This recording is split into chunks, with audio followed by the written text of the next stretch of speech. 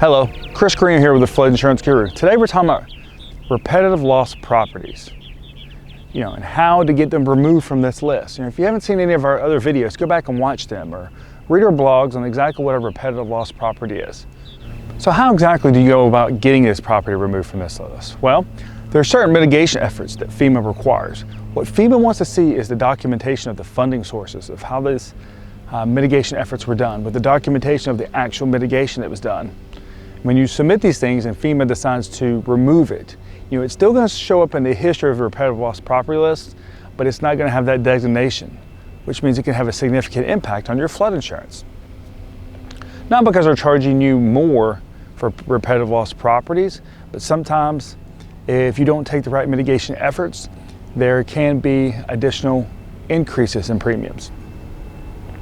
So what happens if you have additional claims after you've mitigated it and FEMA has approved your repetitive loss property to come from the list? Well, as soon as you file that claim, that property is automatically going back to that list.